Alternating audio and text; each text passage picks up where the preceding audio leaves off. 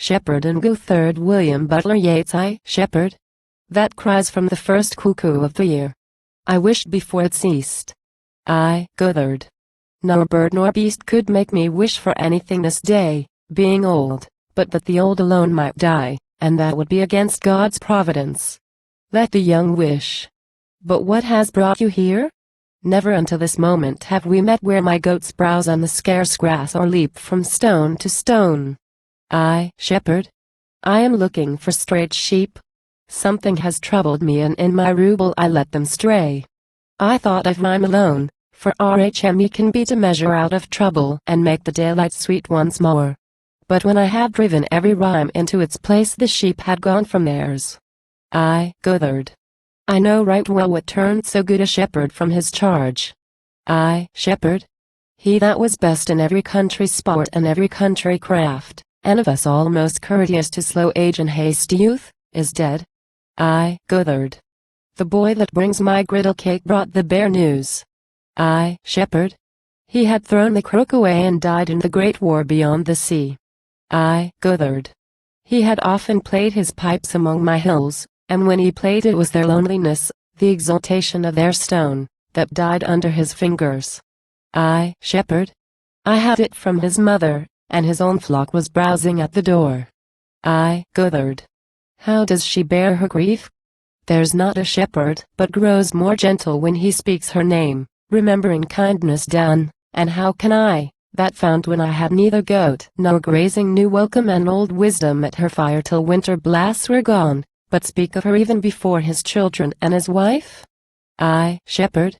She goes about her house erect and calm between the pantry and the linen chest, or else at meadow or at grazing overlooks her laboring men, as though her darling lived, but for her grandson now. There is no change but such as I have seen upon her face watching our shepherd sports at harvest time when her son's turn was over. I, Goatheard. Sing your song. I too have rhymed my reveries, but youth is hot to show whatever it has found, and till that's done can neither work nor wait. Old Goathards and old goats, if in all else youth can excel them in accomplishment, are learned in waiting. I, shepherd.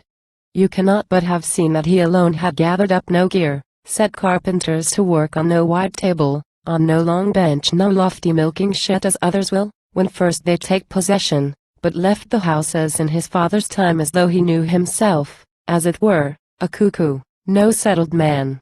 And now that he is gone, there's nothing of him left but half a score of sorrowful, austere, sweet, lofty pipe tunes.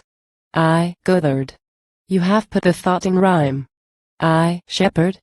I worked all day, and when 'twas done, so little had I done that maybe and quo. I am sorry in plain prose had sounded better to your mountain fancy. I, he sings. Ampersand quo.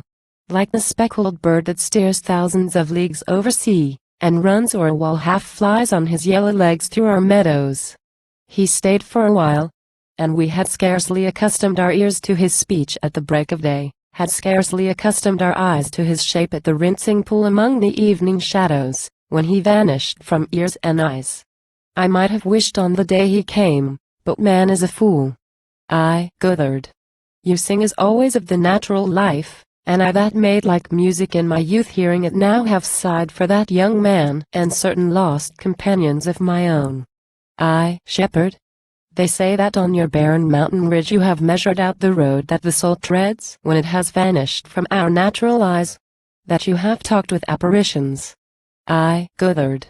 Indeed, my daily thoughts since the first stupor of youth have found the path my goat's feet cannot find. I, shepherd. Sing, for it may be that your thoughts have plucked some medicable herb to make our grief less bitter. I, Goatheard. They have brought me from that ridge seed pods and flowers that are not all wild poppy. I, sings. Ampersand quo. He grows younger every second, that were all his birthdays reckoned much too solemn seemed. Because of what he had dreamed, or the ambitions that he served, much too solemn and reserved.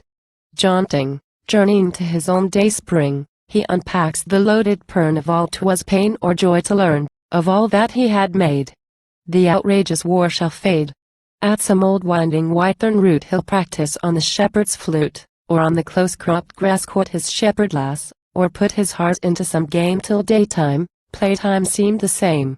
Knowledge he shall unwind through victories of the mind, till, clambering at the cradle side, he dreams himself she-mother's pride, all knowledge lust and trance of sweeter ignorance.